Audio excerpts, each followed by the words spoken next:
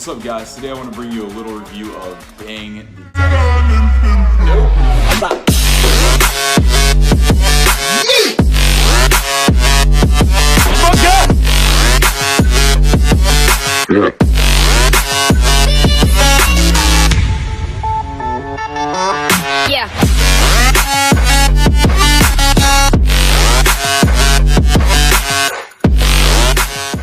Come on, guys, Bang.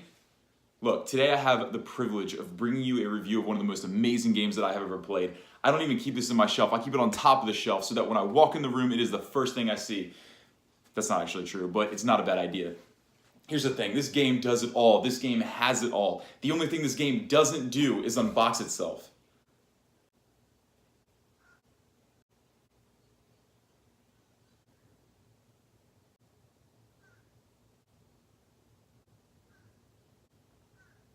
Alright guys, so I just want to give you a quick overview of this board. And first of all, I highly recommend these box inserts if you want to play this game more than once a year. This game is a beast to set up. Every time I set it up, it's like, it just hangs over my head knowing I want to play this game. Just the time I'm going to have to spend away from my friends and family, that sacrifice is incredible just to set up this game for one play. But it's so worth it, and these box inserts make it so much easier. They take at least 15 minutes off the time. Just pulling baggies out, ripping through baggies, just takes like 20 minutes to get through this game. It's crazy, but these box inserts help a lot. I got them on Etsy from like a Yugoslavian vendor or Czechoslovakian or Romanian or something over there, but they are legit, I think. I mean, mine was legit, and they're very durable. They feel great. They were easy to put together, and they've held up. So I definitely recommend these if you want to play this, if you want to play it often. And often for me is like once every like 3 months. So keep that in mind, okay? So here's why the game is so incredible. First of all, it is so streamlined. This game, it's so deep, and I feel like this game's pretty heavy with all the decisions that you can make, but everything makes so much sense, guys. Thematically, it makes sense. This is one of those games I feel like is just dripping with theme. Some people may disagree, but I think it's just so thematic. Everything, it just makes sense what you're trying to do here.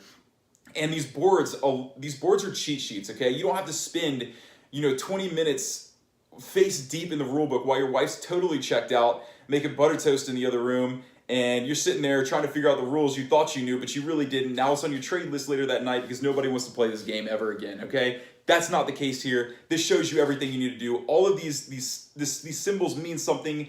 All of these are just cheat sheets. They're basically player aids. But look, guys, this is why I love the game, okay? And I'm about to smoke through this real quick, okay? So hold on to that gut, okay? It's gonna be, it could be a bumpy ride, but here we go, okay? So basically, you start over here. This track is gonna help with ore, and it's gonna help with terraforming steps. Terraforming steps come from this over here. This guy, he can inhabit these planets easier.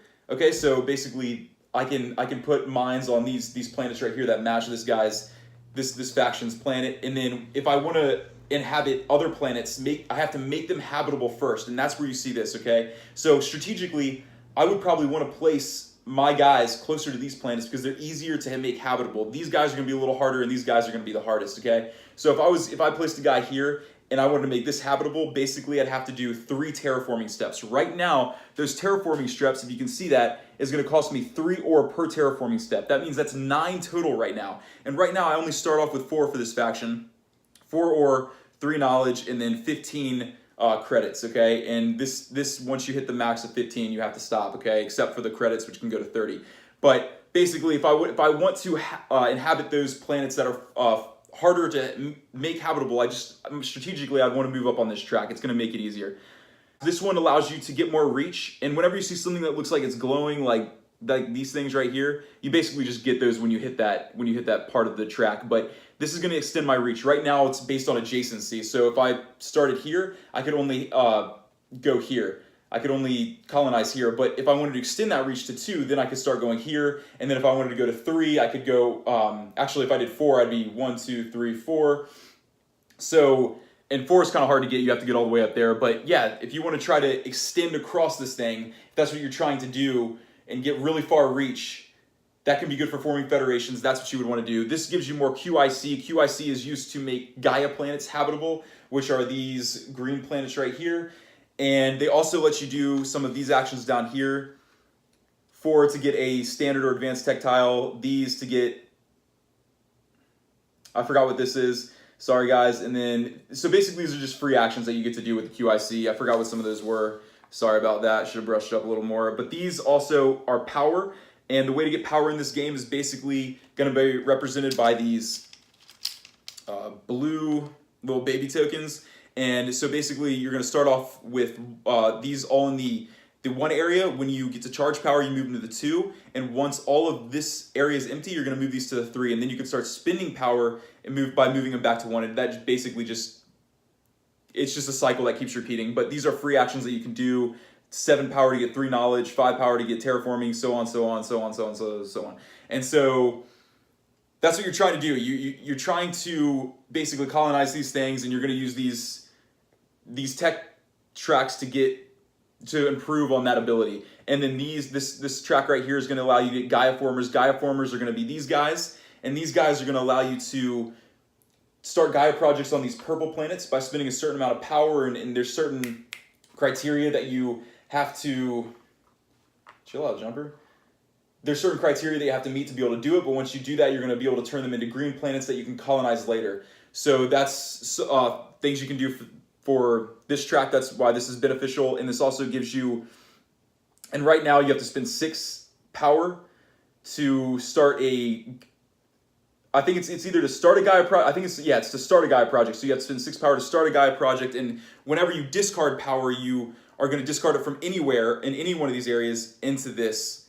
Okay, so this is going to then at the beginning of a round move back into 1, and it's going to start over. But when you spend power for certain actions like this, you're going to move them from 3 to 1. So yeah, that's that. And so you move up there, and whenever you pass these guys, you get some power. You get to charge some power, and then when you get up to these there should be advanced tech tiles there. They're actually right here. There's advanced tech tiles. You have to have certain criteria met to be able to get those. One of those is forming a federation, and a federation is basically taking these guys or whatever structures you have out there. That has to be a total of 7 power. So this is 1 power, 2 power, and 3 power. Okay, and they have to be within reach of each other.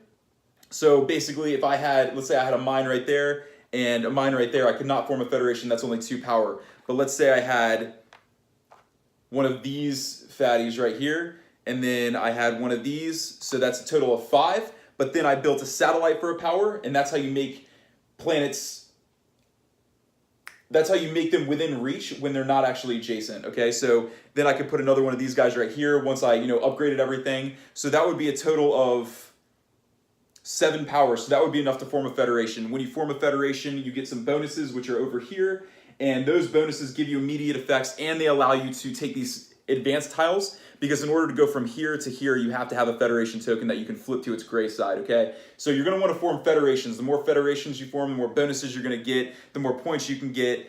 That's a huge part of the game. Okay, so that's that. Real quick, guys, I'm just trying to blow through this real fast so you can get kind of an idea of how this plays. But then you have these tracks up here which simply give you advancements on this income track. That's always good. That can't hurt. And then this is knowledge. Knowledge is good in this game because it allows you to buy tech tiles right there, like that shows you. I mean, everything's a cheat sheet, so it shows you can buy tech tiles with 4 knowledge or sorry, advanced. Yeah, you buy tech tiles with that, and whenever you buy a tech tile, whatever column it's under, that's the track you can advance up on. And then if you buy the ones that are down here, there's 3 different piles down here. Those are going to allow you to choose whatever track you want to advance on based on your own strategy. Okay, so everything is so interconnected. It just makes so much sense. I have to get knowledge. So when I get knowledge, I can buy tech tiles. So I buy the tech tile that I want, and if this tech tile is in this column, but I'm not really, I want this really bad, but it's in this column and I don't really want all these, I'm not really going for terraforming steps, then it's like, do I take that tile and go up on that, or do I take a different tile that I need less and go up on a different track? So it's just so interconnected, guys. And this board right here is so easy to follow. Look at this. So it shows you right here. If you always start with mines, and when you go from a mine, to this guy right here. And don't ask me the names of these things because I have no idea. One of them is Planetary Institute, one of them something else, and one of them something else. They're all somethings though. So this goes to here. This shows you that this can be upgraded to here. This can be upgraded to this, but this can also be upgraded to this. But there's no connection between these two, okay? So you can either go this track, depending on your strategy, this track, and every time you uncover one of these guys, everything visible with the hand is going to be your income at the beginning of the rounds, okay? So you know, do you want to focus on getting a ton of mines out there and getting a ton of ore? And ore is good for colonizing. I mean, you see all these require ore and some credits. Or do you want to go for money? You know, like, do you want to... So if I put one of these guys out here, I have this income. Now, if I ever return him to the board because I upgraded, then I lose that income. That's gone. But then I probably have upgraded to one of these, so then I get 3 additional money instead of the ore. So it's like, where are you at in your life? What are you trying to do with your life? And this board will help you do it one way or another, okay? So these give you some knowledge, income if you get rid of those. And then, so these, if you upgrade to these orange actions are actions you can do once a round. It's just bonus actions. And this Planetary Institute right here will give you some other stuff. Actually, I don't know if that's Planetary Institute, sorry guys. But whatever this pyramid is, that's gonna give you some stuff. And then this gives you a special action. Guys, there's so much happening on this board. It's so good. But, you know, if I'm going this direction, I'm gonna, for a while, I'm probably gonna just forget about this and just really focus on this strategy. There's so many directions you can take in this game, and that's why it is just so incredible. But at the same time, once you take that direction, you can just, guys, it's just, you're gonna plan everything around that, and it's gonna give you so many opportunities to plan for that and to be successful in that. This game feels like you're building something bigger than yourself. It feels like you're truly building something that matters, feels like you're doing something with your life, even if you're not. All right, guys, so other than going up on these tech tracks, there's in colonizing right here, there's so much player interaction on here. You can read the rules if you seem interested after this review, but there's a lot of interaction here. When certain people build things, they allow other people to do things, and it just gets crazy on here with forming federations and all that stuff. So the last thing is, you know, just for the variability aspect, and I just want to show you, you know, how variable this game is. There's all these round tiles that give you certain abilities that you're going to pick when you pass. You're going to pick one of these and you're going to take them. So when you pass, these are going to allow you to get certain benefits, and during the round they're going to let you get certain benefits. Like this one gives me an income of 2, or just lets me charge 2 power, and then the top part I believe is just gives me a reach of 3, and that could be for the whole round. I forgot if that's passive or not, but whatever. It just gives you a ton of stuff. Just understand that the variability is epic in this game. And then you're gonna have these round scoring bonuses right here. Every one of these is different. And so you're gonna come up here, and basically in the first round, it's gonna be this. Every time you use this structure, you're gonna get 4 victory points. And these are in-game scoring bonuses. They're all gonna change every time. I have one out there. I think that's just however many structures you get. Whoever has the most is gonna get 18 points, second place 12, third 6.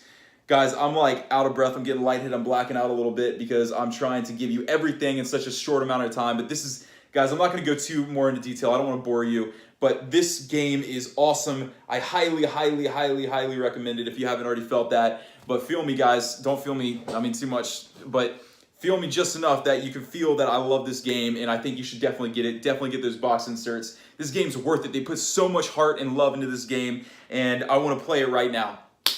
I might do the solo. No, I'm not gonna do solo. Maybe when I have 2 kids and I literally can't do anything anymore. But until then, guys, play this game every single time that it is suggested, okay?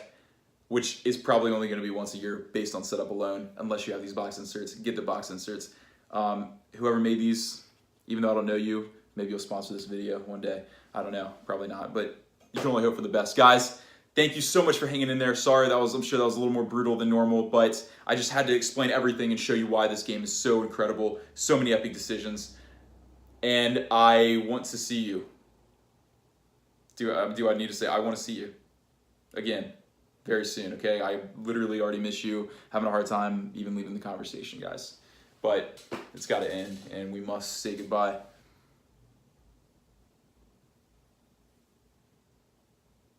Okay, all right. That's enough. Bye.